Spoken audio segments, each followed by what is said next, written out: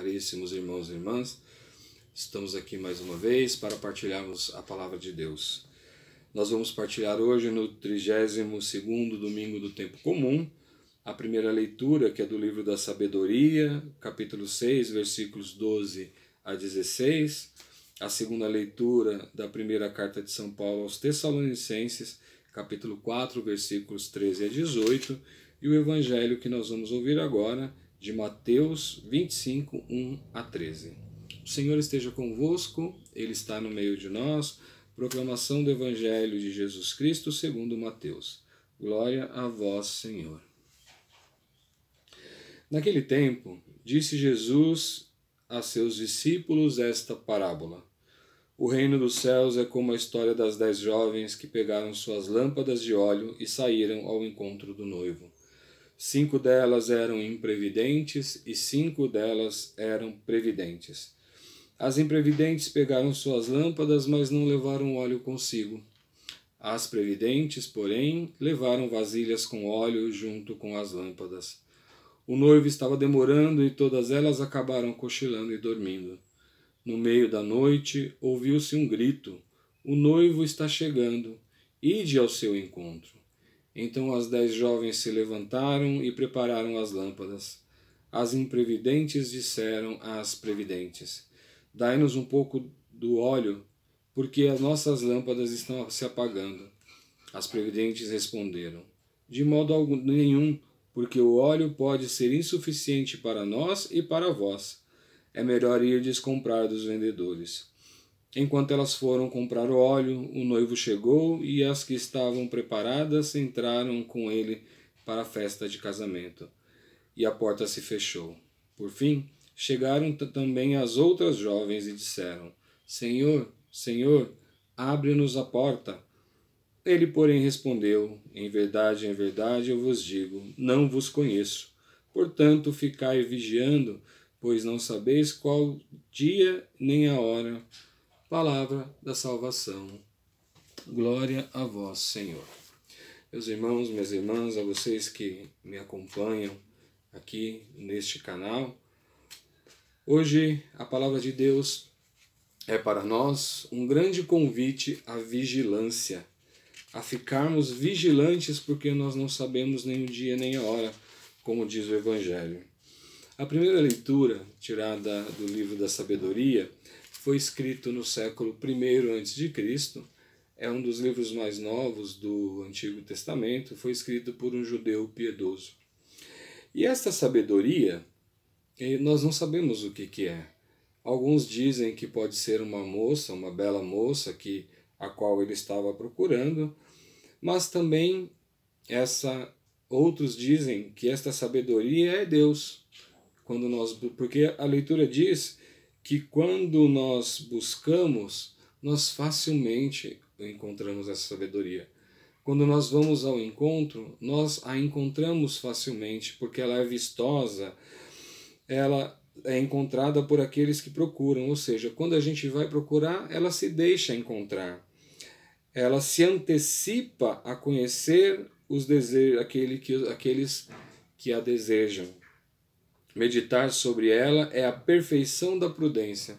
E ele dá outros temas, outros sinais aqui, falando dessa sabedoria. Então a gente não tem como pensar nesta sabedoria não pensando em Deus. Porque é assim a nossa vida, assim a nossa caminhada. Quando nós buscamos Deus, Ele se deixa encontrar. Quando nós buscamos Deus, Ele vem ao nosso encontro. Pensar Deus é pensar sempre despreocupado, sempre buscar estar cheio de bondade. Portanto, esta primeira leitura fala desta sabedoria. Depois, nós temos no Evangelho, que acabamos de ouvir, Jesus contando essa parábola. Este Evangelho, ele fala de 10 jovens que estavam preparadas para um casamento e elas vão ao encontro do seu noivo. Quando o seu noivo, quando não encontra com o seu noivo, elas levam junto com elas suas lâmpadas metade delas levam óleo de reserva, porque elas não sabem, esse encontro vai demorar, se esse encontro vai ser logo. Então, elas levam o óleo para suas lâmpadas, e 5 não levam. Com a demora do noivo, as 10 caem no sono. Mas se o Evangelho fala sobre vigilância, então as meninas, as 10 meninas, as 10 garotas, elas estariam contra o Evangelho? Elas não vigiaram e dormiram? Não, não é isso. A vigilância aqui se refere ao que 5 delas fizeram. Elas não sabiam nem o dia nem a hora, portanto elas foram prudentes em levar óleo a mais para poder, se o noivo demorasse, elas teriam óleo para continuar a claridade. E assim aconteceu.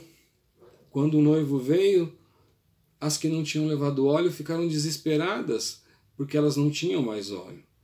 E então elas pediram óleo para as que tinham levado, e essas negaram.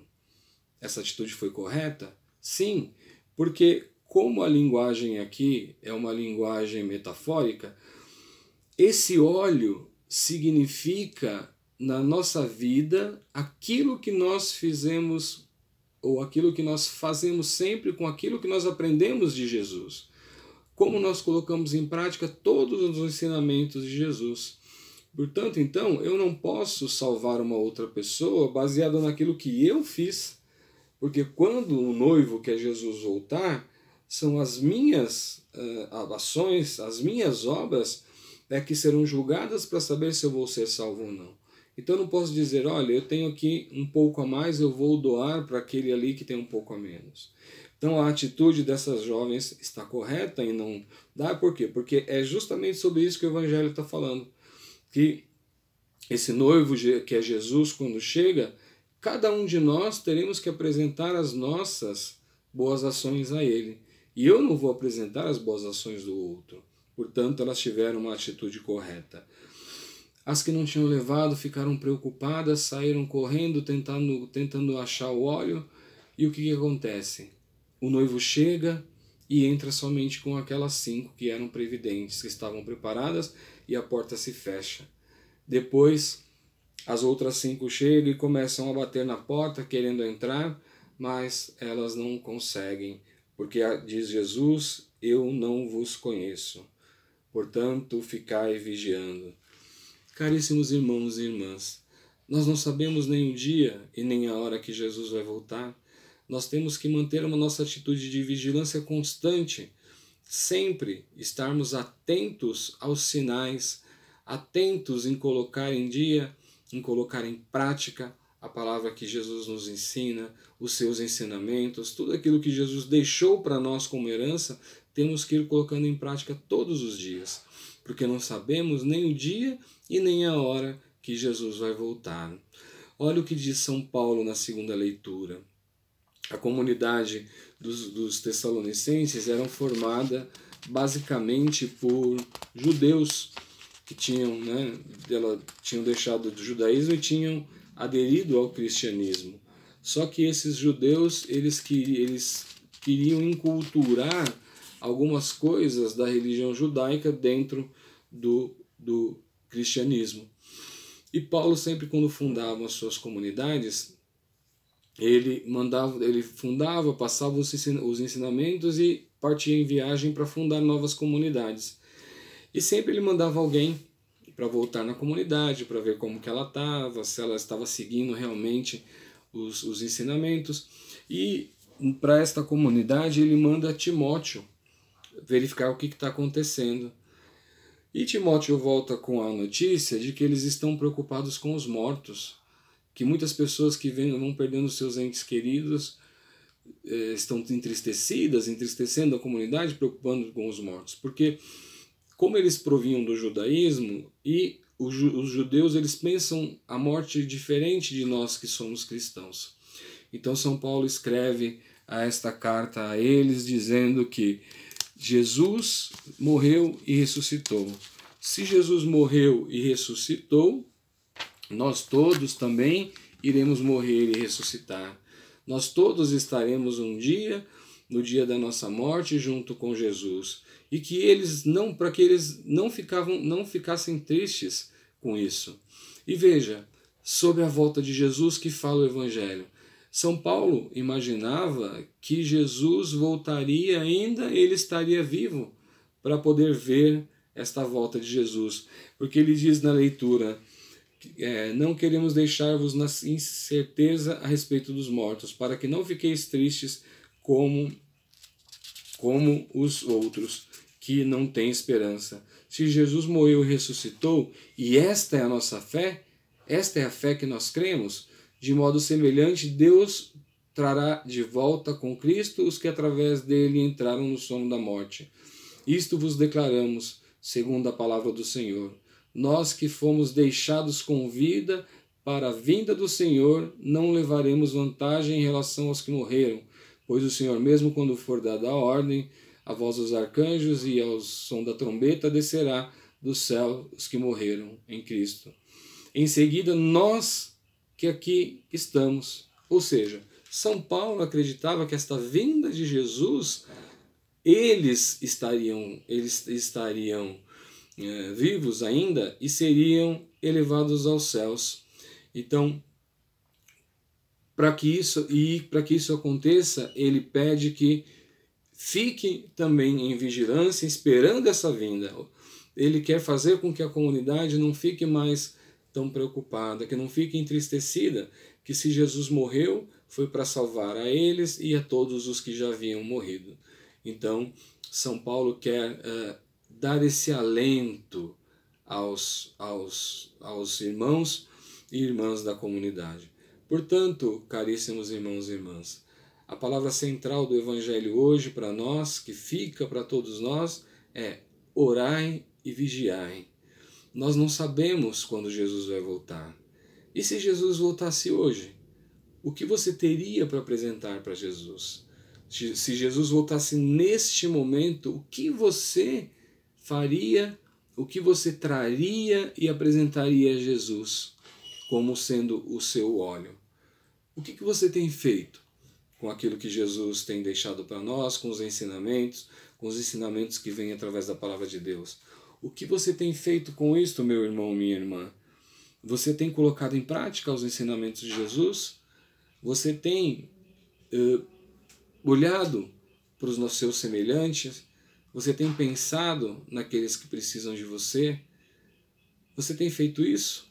Você tem olhado pelos pobres, pelos oprimidos? Você tem estendido a sua mão aos doentes?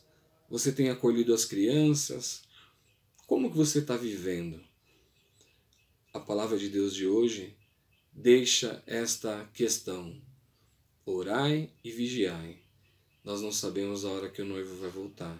Se nós não estivermos espertos, se a gente não estiver preparado, poderá acontecer conosco o que aconteceu com as 5 jovens que eram improvidentes.